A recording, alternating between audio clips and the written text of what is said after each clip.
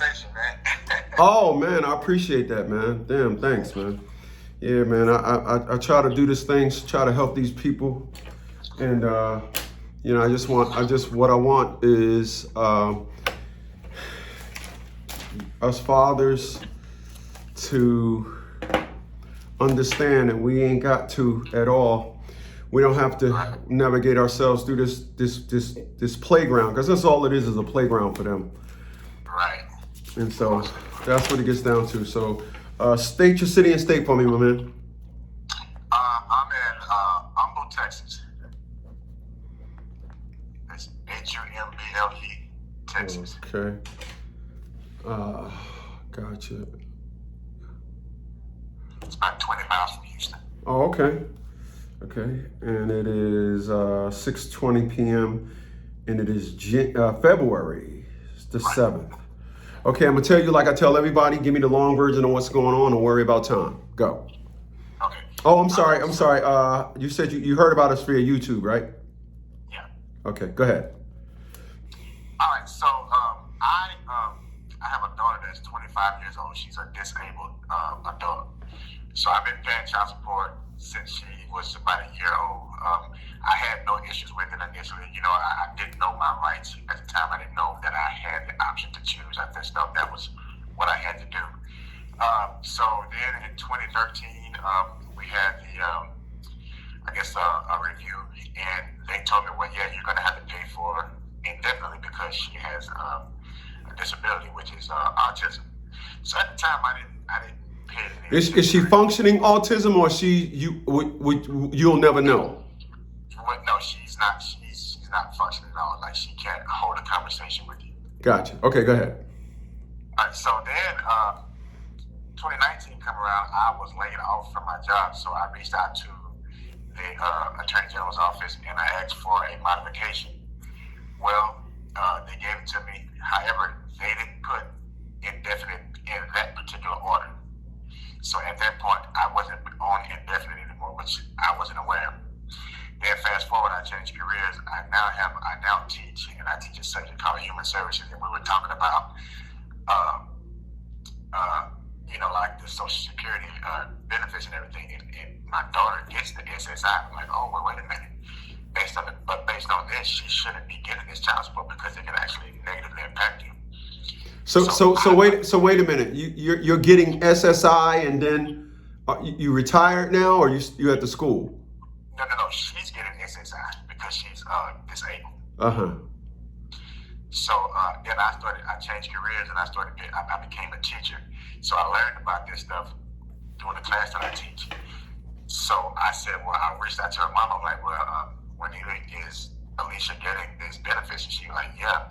I said, well, she shouldn't be getting child support and these benefits because they cancel each other out. Right. So I thought I was doing the right thing by reaching out to the Attorney General, which I had no idea that they were screwing me over. So I reached out to him and I told him what was going on. And we said we were going to have a review. So I said, okay, that's fine. Let's have a review. Lo and behold, it was an actual Zoom interview with a judge. And I'm like, well, just before that came about, I'm like, well, why are we going to talk to a judge? I said, because we just normally come to you guys. And she said, well, Mr. Taylor, you went to talk to a judge because they had to dial you back into the bunhole. So you mean to tell me you called them, and instead of them saying, okay, you went and spoke to a judge right then and there? Well, I did it like a couple months later. I know it was. Oh, okay, I got you. Okay. So I did it a couple months later. I did it in May. Well, we couldn't come to an agreement because I argued my rights. I'm like, well, this isn't making sense. You shouldn't be putting this undue financial strain on me. So then, fast forward to June, I get a summons. So I got the summons, and I responded to the summons. I put paperwork in and this and that. Well, long story short, February the 3rd, which was a couple of days ago, that case got dismissed for warrant of prosecution. Well, take in mind, I thought that we were just working on one case the entire time. So when I called back on the 4th asking, well, am I completely clear? They were like, well, no, that was one filed against you in February from the Attorney General. And they said that you still owe this because you never, that's what the default judgment was about, that particular case. So basically, I had two cases or two suits against me in the same child support case. And I didn't even know about the first one. I didn't know that was a lawsuit. And then the strange thing is the one that Juanita did in June, it talked about support for a disabled child. That's the one I beat. That's the one that was beat. But the one that the Attorney General did against me, it just talked about arrears, which I was only like $200 in arrears because I changed jobs. So they did a lawsuit against that. But in that particular lawsuit, it didn't have anything about an indefinite order. Nonetheless, my newest order says that it's an indefinite order. And I'm like, well, how is that an indefinite order when the June case got dropped? But the February case is the one that you guys were acting on, and that one did not have. The reason why a lot of this is going on, my man, it just sounds like you're doing a lot of talking.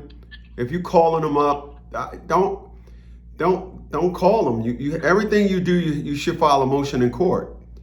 I got you. You shouldn't be every time something go on, you call them. Every time I would never advise nobody to call them.